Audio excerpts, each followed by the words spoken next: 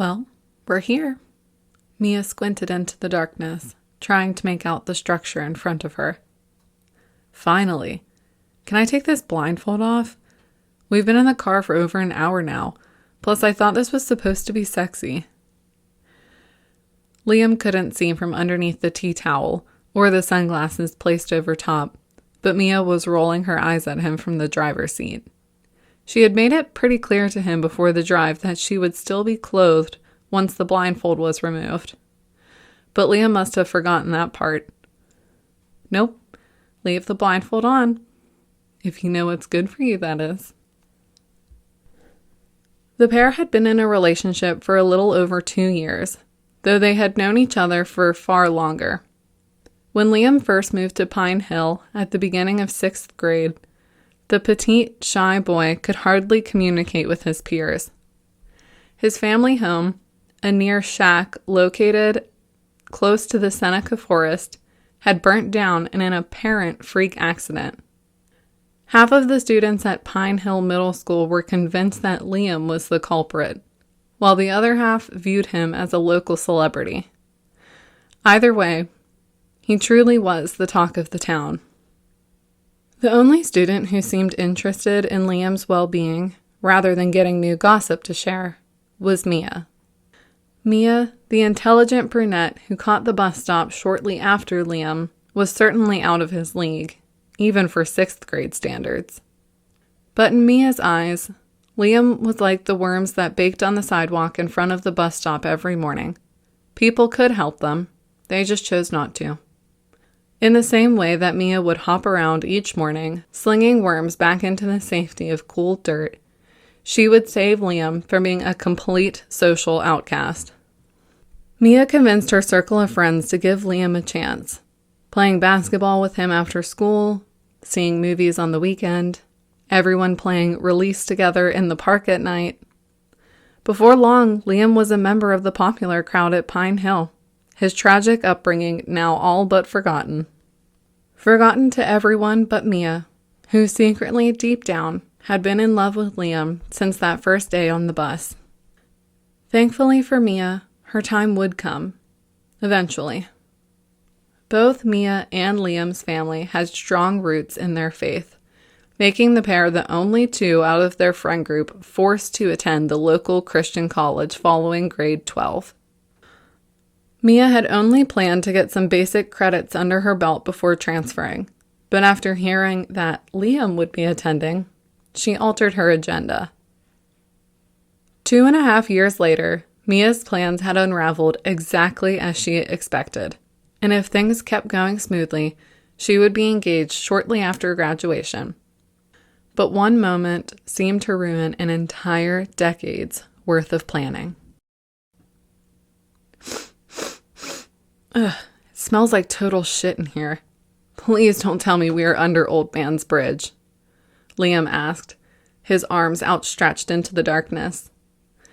Mia opened the heavy cellar door with an exasperated breath, pushing Liam forward gently to direct him. Not quite. I told you we would be doing something spooky, not risking our lives under the crackhead bridge. Okay, now step down. Once we are at the bottom, you can take off the blindfold.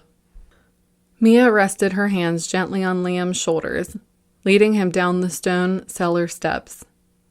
The sound of fall leaves being crushed gently below their feet was the only sound inside, making Mia think to herself how strangely quiet it was in there. As the two reached the bottom, Mia peered into the darkness behind Liam's broad shoulders. Squinting to make out shapes, she could see the charred walls that were once the home's basement. Small items were burnt to ash and rubble on the ground. Mia could make out the body of what used to be a toy truck, pieces of granite dinnerware, and what looked to be storage boxes that were now mostly ash. Something about this place was forming a pit of anxiety in Mia's stomach. It felt like someone was watching her from all 4 walls. As Liam started to remove the tea towel that Mia had tied tightly around his eyes, she turned to run as fast as she could up the steps. Liam began giggling to himself after hearing her footsteps run back up the steps. The laughter quickly ended when Liam heard the sound of the cellar door slamming shut, the metal bolt locking quickly behind it. Mia stood with her back toward the door, tears of anger and pain welling up under her curled lashes. "You're joking, right? Are you trying to scare me, Mia?" She said nothing, but Liam could hear her starting to cry behind the bolted door. Confused, he asked, "What is going on? Where are we? Why did you take me here? I assume we were going to chase each other around for a bit, then find an abandoned room, have some fun. What's the deal?" Mia started to shake her head behind the door, thinking to herself, "Jesus, Liam, all you think about is sex. You are too stupid to even realize that is what got you here in the first place." Anger was building up within her, burning her throat and sending tremors down her hands. "Why don't you look around, Liam? You more than anyone should know why we are here. Why don't you tell me where we are?" Liam huffed, getting annoyed. "I really don't understand why you're being like this, but okay," he said as he began walking down the cellar steps. Before even reaching the bottom, Mia heard Liam gasp as the sound of his footsteps ceased. "Open the door. Now." Liam was trying to sound strong, but Mia picked up a shake in his voice that she had never heard before. Was this a good idea after all? Deciding that she was in too deep to turn back, Mia sarcastically asked, "Do you know where we are now, babe?" Now, Liam was pissed. "This isn't a fucking joke to me, Mia. I told you about this place in secrecy. This is some serious childhood trauma and shit that I told you because I trusted you." Hearing the word trust was the trigger Mia needed to fully explode, unleashing everything that she had been holding in for the past few days. "Trust? You want to talk to me about trust? This is actually the entire reason we are here. I trusted you first. I trusted you as a friend and let you into our group when you moved here. I trusted you that night we all went skinny dipping in the lake by Spruce Knob. I trusted you with my virginity and to protect me at college. And what do you do with that trust? Use it so that I fall in love with you while you are making plans to fuck my roommate." Her voice had reached a shrill scream at this point, cracking with pain at the word roommate. "What are you even talking about, Mia? You were acting completely insane. You know that? Open the door!" Mia did open the door, but did not unlock the metal latch, leaving a few inches of space where she could see into the basement. Liam's face quickly filled the gap, a mix of anger and fear in his eyes as his hand tried to squeeze through the opening. Only his fingers would fit, wriggling around for help like the worms that Mia once saved. But this time, she felt no pity. Reaching for her back pocket, Mia pulled out the latest iPhone and held it to the gap in the door. "Tell me I'm insane now. Tell me that I'm not looking at direct messages of you planning to hook up with Rachel. Tell me that it's not her pictures in your hidden calculator app. You're the one who is insane." Liam's eyes stayed planted on his phone screen as Mia furiously swiped through the evidence of his infidelity. Realizing that he was caught, Liam sighed and began to start his apology. "Look, I'm sorry, Mia. It's seriously meaningless. We just like to play around to mess with you. She sent those pictures to me. I didn't even ask for them. Please, just open the door. We can talk about things. I can prove to you that it's nothing. Please." His fingers still waved around desperately in the darkness as he gave his apology speech. Tears streamed down Mia's cheeks, splashing softly onto the cold stone beneath her. "You are such a liar," she said between sobs. "You probably didn't even live here. I bet you made this whole fire story up so that we would feel bad for you. I wish I never even met you, Liam." Mia was becoming hysterical now, choking on tears as she tried to maintain her breathing.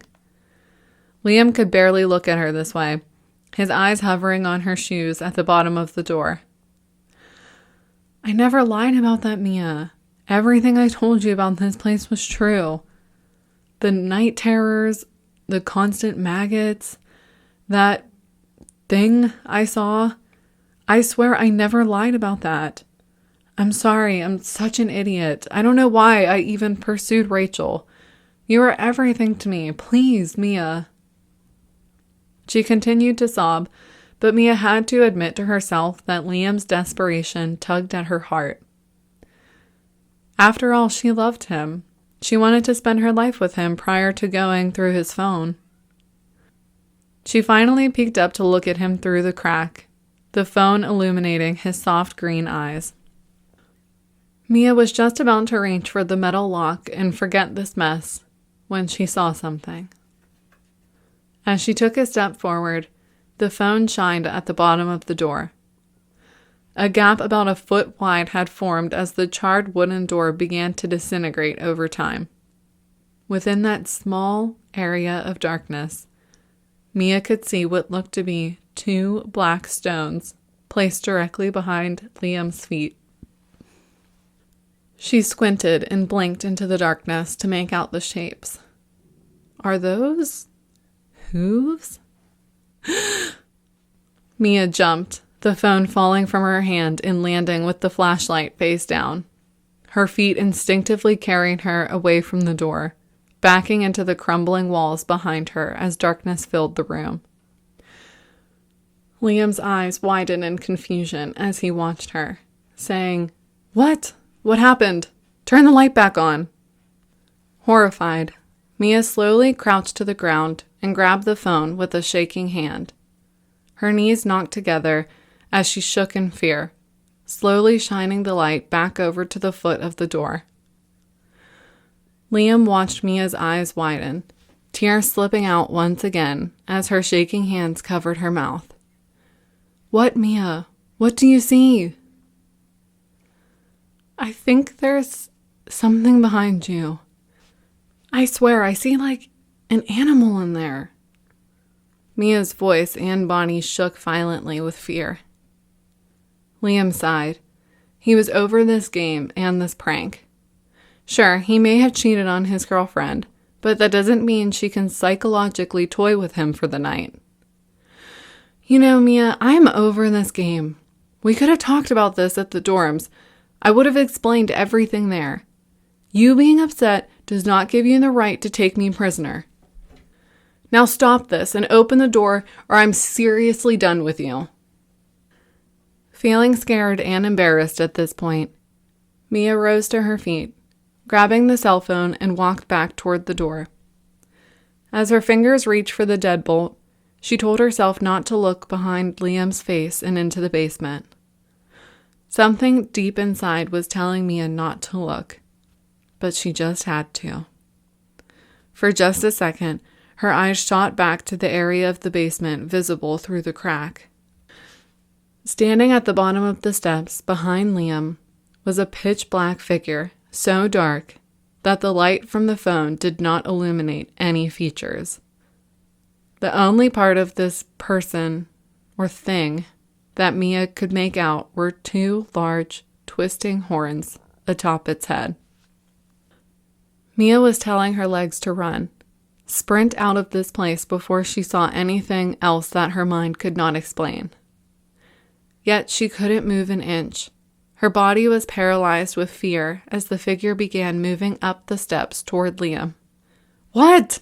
What are you Liam shrieked and spun around, his back pressed up against the door, filling the space with his black cotton sweatshirt. If he could have melted into the door just to get away from that basement, he would have. "Something just cut me. I swear, something just clawed at my back and cut me.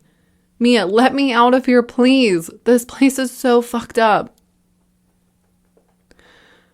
Liam was screaming and on the verge of tears, a demeanor that Mia had never seen before.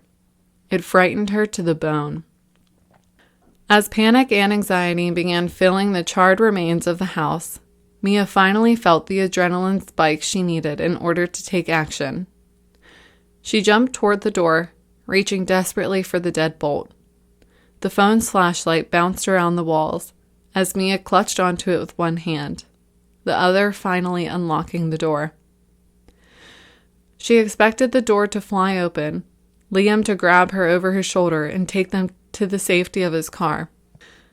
However, the door swung the opposite way, closing suddenly just as Liam tried to jump out. "Mia!" Liam yelled, as Mia simultaneously yelled, "Liam!" Then, the light went out. "Open the door! Turn the light back on! I swear we are so done after this." Liam was almost hyperventilating. He was so panicked. Mia pulled on the handle as hard as she could, twisting and turning as she leaned her weight into the door. Even with all of her strength, Mia could not open the basement door. "It can't. It won't open. It must be airlocked somehow. Is there a cellar door down there?" It's hopeless. Oh my God, it's hopeless. Completely losing the strength he had built up over the years, Liam sank to the ground and began to cry. "I hate you for bringing me here. I hate you so much. I told you this place was cursed. I told you I could never come back here. I may have lied about the fire, but everything else was true." The entire house was still, absorbing the shock of what Liam had just admitted. "What?" Mia asked. "Are you saying there was no fire? How was the house charred then?" The wind outside howled as Mia waited for a response. "No, there was a fire, but it wasn't an accident." Mia said nothing. Liam continued. "I started it, down here in the basement. I never thought it would actually work. I never thought that it would get to Janie. I thought she would smell the smoke and wake up. I never thought that it would kill Janie. I thought she would smell the smoke and wake up. This house is evil. It tormented all of us. I just wanted my family to escape and the evil here to be burnt up. And it was. And everything was fine and life was good until you showed up. You're the one who brought me here. You are the reason this is all happening. The one exciting thing you ever did in your life is to bring me here, and even that you managed to screw up. No wonder Rachel and I have hooked up for months. She is way more fun than you could ever..." Silence. "Liam?" Mia mouthed into the room, so quiet that it was barely audible. The silence within those black walls terrified Mia even more than any response Liam could give. The only thing she could hear was the consistent thump of blood pumping through her ears as her heart pounded. Again, just a little louder, Mia whispered, "Liam." Silence. Then Mia started to hear a creaking noise as she noticed the door slowly opening toward her. A cold breeze of air drifted from behind the door across Mia's fingers, sending a shiver down her spine. "Liam, please answer. Are you okay?" Was Liam playing a prank on her as revenge? Maybe he was just hiding quietly to prove how much of a baby Mia is, waiting for the perfect moment to jump out and scare her back into his arms. Slowly, Mia opened the rest of the door, hoping to see her partner still standing there, as he had been moments before. It was so dark leading down to the cellar that Mia could only see the next 3 steps ahead of her, even with the flashlight. She paused at the top of the steps and listened for any sounds of danger. At first, she continued to hear nothing but the pounding within her ears. After a few seconds, though, Mia believed she could hear the low drum of what sounded like a car engine in the distance. "That asshole is leaving me," Mia thought to herself, feeling like a complete fool for letting Liam trick her. He must have taken the keys from her on the walk-in without her noticing, then left through the cellar door. Holding the phone up for light, Mia raced to the bottom of the steps, hoping that she could reach the door before he pulled away and left her stranded. I'm such an idiot, Mia thought to herself. Her thoughts were interrupted, though, as her foot slipped on something at the base of the steps, sending Mia knee down into the stone floor, her palms scraping across debris. Grabbing blindly into the darkness, Mia felt the cold plastic phone case across her fingers and scooped it up. Flipping the back of the phone to face the stairs, the light drifted to reveal a horrendous sight. Liam lay motionless and twisted, half on the last step and half of him laying on the cellar floor. The light bounced off rusty liquid and ooze pouring through a deep laceration through Liam's brain. The sickening sight of his open skull reminded Mia of a lemon after a wedge of it had been removed. Her heart sank even deeper as she realized with horror that the low sound she heard was not a car engine, but most likely Liam's last breaths. Liam! Mia knelt down next to him, sobbing and screaming in a frightened panic. The once beautiful blue eyes were now coated in an unnatural film, looking up to the ceiling blankly. A glimmer of metal hit the flashlight of the iPhone, and Mia saw the car keys laying close to Liam's outstretched hand. As much as she wanted to try to help Liam take back the past few moments of what had just happened, Mia knew there was nothing more she could do. Taking the car keys in her hand, she whispered, "I'm sorry," before sprinting back up the steps and out of the house. It felt like she was running in slow motion as her legs propelled her forward. Then, Mia suddenly started to think a little differently. Why is she the one running to help Liam? I mean, it's not her fault that he tripped down the steps in the dark with no flashlight. The top step could have disintegrated and crumbled for all she knew. It was her fault that the two were here to begin with, she had to admit. Well, maybe it wasn't her fault after all. She would have never brought Liam to his old house if he hadn't cheated on her. It's not a crime to scare someone, especially a brawny football player like Liam. Maybe Mia could tell the police that the two were messing around, playing hide and seek in a haunted house before Liam tripped. No, I can't say that, Mia thought to herself. Liam is the hometown hero, and I am a minority. Police will say that I pushed him for some reason. Maybe they will go through his phone and think he was leaving me for Rachel, so I got upset. Mia's head was spinning as she tried to think of a solution to save her future. This man, this boy who she had once loved, had done nothing but take advantage of her. Mia was too innocent to recognize a wolf in sheep's clothing, but she could see it now. And after everything she had done for him, after everything she had done for Rachel too, this is how they repay her? No, this will not happen. I am the victim here, Mia thought. And with that revelation, a new plan was put into motion. With Liam's phone still in her hand, Mia held down on the iPhone's home button until the option for voice assistance was shown. Siri, text Rachel. Say, meet me at my old house. I will send a pin. Mia found out about us. She freaked out and ditched me. Siri sent the message as directed, and just a few seconds later, Rachel replied that she would leave in 10 minutes. Maybe Mia could make this work.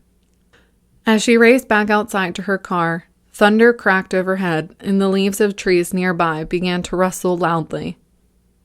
Mia grabbed a disinfecting wipe from her glove box and raced back inside, wiping off all fingerprints on Liam's phone and on the door handles. Retracing her movements in her mind, Mia felt relieved remembering that she didn't touch Liam after he had fallen. After cleaning the phone, Mia placed the disinfecting wipe back in her pocket and the iPhone near Liam's hand. There was only one piece left to complete her puzzle of revenge, something that Mia was not looking forward to. Although she had seen it before in the movies, Mia knew that this would be harder than it looked. Taking a deep breath, she grabbed a handful of hair from the back of her head and ripped it from her scalp as quickly as she could manage. The curly black strands twisted and curled around her finger as a few tears slipped from Mia's eyes. Finding a solid spot of stone still kept intact on the wall, Mia positioned her head and tried a few practice swings. When she felt her angle would be the most realistic, Mia took another deep breath and hit the back of her skull against the wall as hard as she possibly could. Mia wasn't sure how long she was unconscious, but it could only have been a few minutes. The wind outside was still howling, warning of the future storm, and Rachel clearly had not shown up yet to rescue her lover. With her vision still spotty, Mia stumbled to her feet and once again ran out of the burnt remains that were once Liam's childhood home. Mia took one final look at the house and thought to herself, "How did we get here? I just wanted to scare you, Liam, for you to see your biggest fear. Then maybe you would need me more than Rachel." As a few more tears fell silently from her eyes, Mia got into her car and backed out of the dirt driveway as quickly as possible. The 2014 Hyundai Elantra flew down the winding roads surrounding Seneca Forest as rain began pelting the windshield. Mia was fully hysterical at this point, sobbing and begging God for forgiveness. As her car glided along the twisting road passing Spruce Knob Lake, she wished with all of her might that her and Liam could return to their night of skinny dipping and live in that moment forever. As she stared out of her passenger window at the lonely body of water, Mia suddenly heard from the back seat, "Mia?" It was Liam's voice, no doubt. Mia's head whipped around reflexively at the sound, jumping at the shock of hearing her dead boyfriend's voice in the back seat. Sitting there, taking up almost all three of the back seats, was the pitch-black figure of a man. Two large, twisting horns like that of a ram sat atop their head, their legs turning into demonic black hooves below the knee. Most horrifying of all was that the figure had Liam's face. Yet, it wasn't Liam's face, because his mouth was twisted into a gaping, unnatural smile.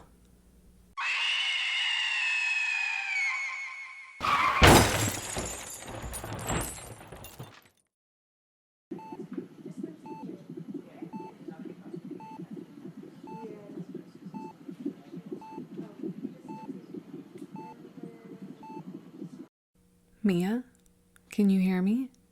It's Mommy. I'm here for you, baby." Stark white rays of light blinded Mia's eyes, blinking rapidly to focus on her vision. When her eyes finally adjusted, Mia could see that she was laying in a hospital bed, tubes running up her arms and bandages everywhere. Standing in the corner of the room was a nurse, and what appeared to be a detective.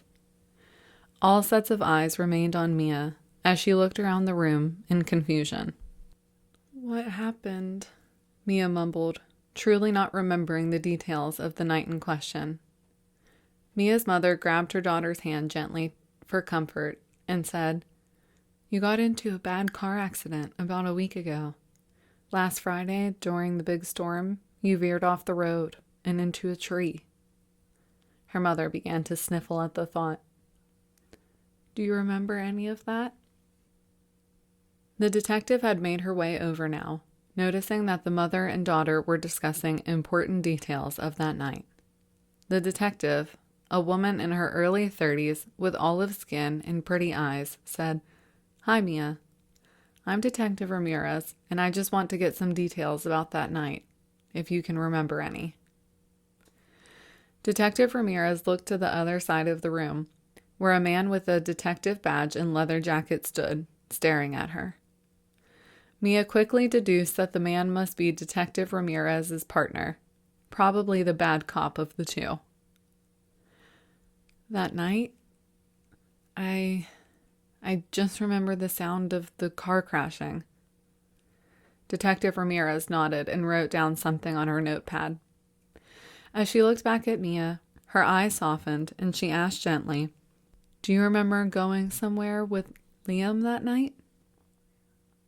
Liam. Mia suddenly remembered everything.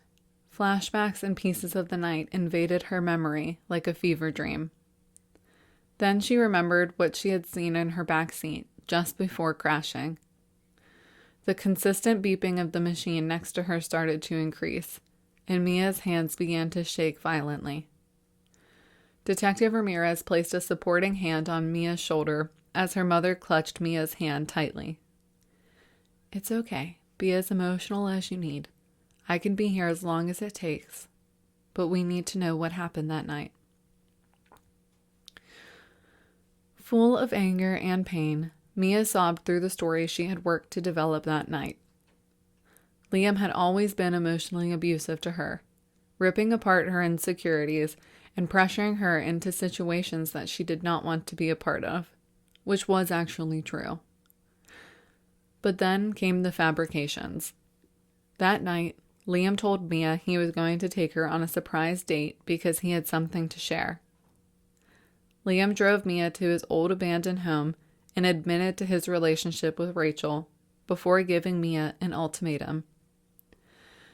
Let him be with Rachel and he will end things amicably, or make it difficult for both of them. Mia became frightened, of course, because she didn't know what that threat meant. When Mia threatened to tell their Christian college and the entire town about Liam's infidelity, the hometown hero became scared for his reputation. Mia tried to run, and Liam grabbed her by the hair and slammed her into the wall, threatening to kill her. Mia, who was only 5'1", kicked Liam between his legs, setting her free from his grip. When she did, the car keys fell from his pocket, which Mia took and sprinted out of the house, never looking back. She must have been so upset trying to drive home through the storm that she veered off the road.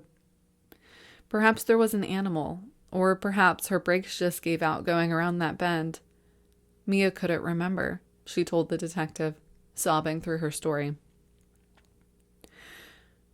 Throughout Mia's recount of that night, Detective Ramirez furiously took notes, pausing here and there to nod at the other detective hovering outside the hospital room. When Mia finally finished the story, she was completely exhausted from reliving the trauma and the rain of emotions befalling her.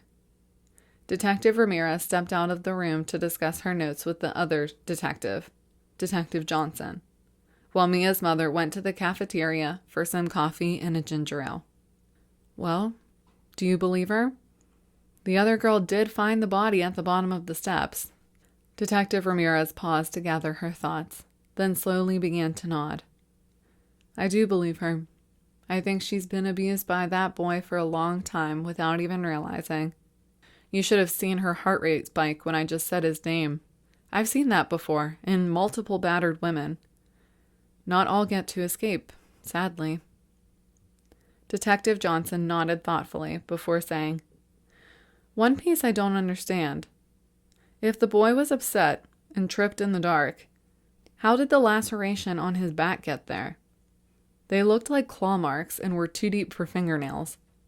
The lab also confirmed that neither girl had any DNA or blood under their nails. No object found at the scene, no male blood in the car. What do you think about that, Ramirez? Detective Ramirez stared thoughtfully at Mia, watching the girl shake and sob as her eyes stayed tightly shut. She couldn't help to think of her own experiences with abuse, and she felt sorry for Mia. Suddenly it hit her, and she turned excitedly to her counterpart. What about a bear attack? That house was close to the woods, and the cuts looked like bear claws. Maybe that could explain how he went down the steps with such force that it would crack his head open. Maybe when the other girl showed up, she scared the animal off. Detective Ramirez nodded as he thought through this hypothesis, then said, Well, Ramirez, I think you might be onto something. There are even cougars in that area from what I've heard. Let me make some calls and see if we can get some wildlife experts to look at the corpse. Smiling over their progress, Detective Ramirez turned to look back at Mia in her bed. The young woman had fallen asleep, her cheeks still wet and stained with tears. But then Detective Ramirez noticed something. Standing in the corner of the room, next to the bed, was a large, dark figure. It was so large that it took up the entire space from floor to ceiling. And although she could not make out the features, the detective could tell that the figure was staring at Mia. Jumping back in shock, Detective Johnson grabbed onto Ramirez for support, asking her, "What's the matter?" Ramirez looked to Detective Johnson, unsure of what to say, before her eyes darted back to Mia's room.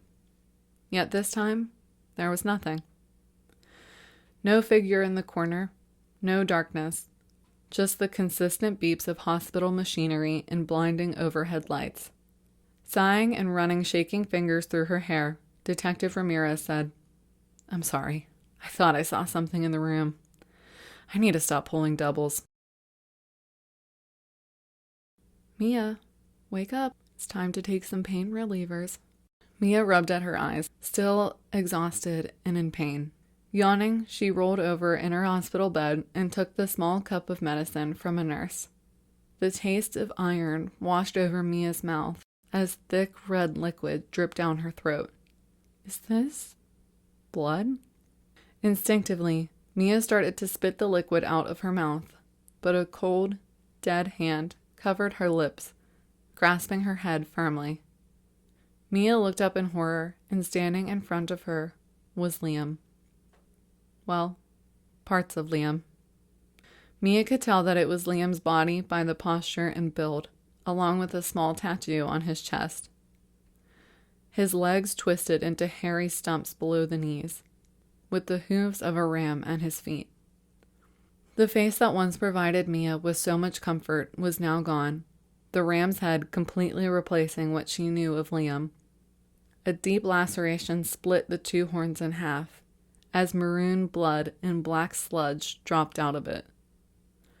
A piece of Mia's heart broke as she realized the laceration was the exact spot where Liam had cut his head after falling. The thick, rusty liquid was forced down Mia's throat, dripping out from her nose as she choked and tears spilling from her eyes. As the final drops worked their way through Mia's body, she heard a familiar voice say, "Now we'll be together forever."